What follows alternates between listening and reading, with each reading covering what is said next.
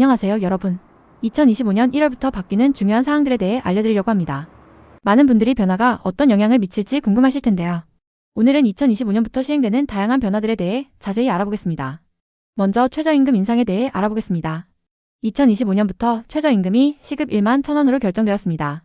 이는 2024년 최저임금보다 약 7.8% 인상된 금액인데요. 최저임금 인상은 많은 근로자들에게 큰 도움이 될 것입니다. 특히 저소득층 근로자들에게 생활 안정에 도움이 될 수 있는데요. 하지만 일부 기업에서는 인건비 부담이 커져서 고용에 영향을 미칠 수 있다는 우려도 있습니다. 그래서 이번 최저임금 인상이 얼마나 효과적으로 적용될지 향후 변화가 주목됩니다. 다음은 소득세법 개정에 대한 이야기입니다. 2025년부터 소득세법 개정이 시행됩니다. 특히 고소득자들의 세율이 인상되며 소득세 과세 표준과 세율이 변경될 예정인데요.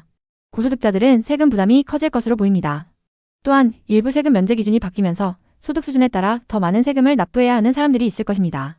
이는 국가 재정에 중요한 영향을 미치며 사회적 불평등을 줄이는데 기여할 수 있을 것입니다. 이제 기후변화 대응과 관련된 내용으로 넘어가겠습니다. 2025년부터 탄소배출권 거래제와 환경 관련 법규가 강화될 예정입니다. 탄소 배출을 줄이기 위한 정책들이 더욱 철저하게 시행될 텐데요. 기업들이 탄소 배출을 줄이지 않으면 경제적 제재를 받을 가능성도 있습니다.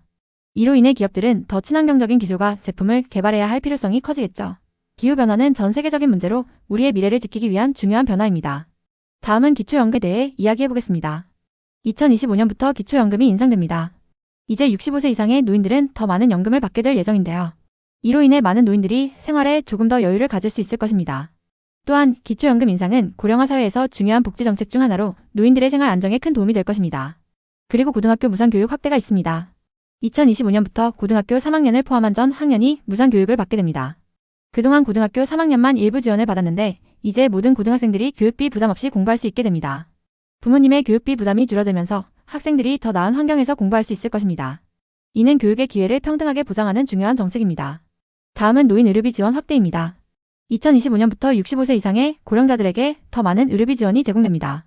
특히 치매나 만성질환을 앓고 있는 노인들에게 혜택이 집중될 예정인데요. 노인들의 건강관리가 중요해지는 시대에 맞춰 의료비 지원이 확대되는 것은 매우 중요한 변화입니다. 이로 인해 많은 노인들이 치료비 부담에서 벗어나 건강한 삶을 살 수 있게 될 것입니다. 마지막으로 해양 플라스틱 폐기물 규제에 대해 말씀드리겠습니다.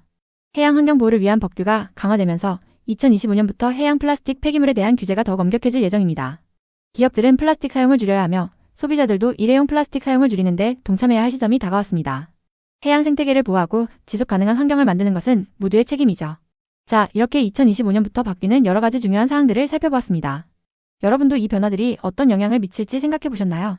최저임금 인상, 기초연금 인상, 고등학교 무상교육 확대 등은 특히 많은 사람들의 생활에 긍정적인 영향을 미칠 것으로 예상됩니다.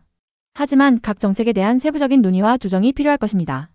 여러분은 이번 변화들에 대해 어떻게 생각하시나요? 의견이 있다면 댓글로 남겨주세요. 영상이 유익하셨다면 구독과 좋아요도 부탁드립니다. 감사합니다.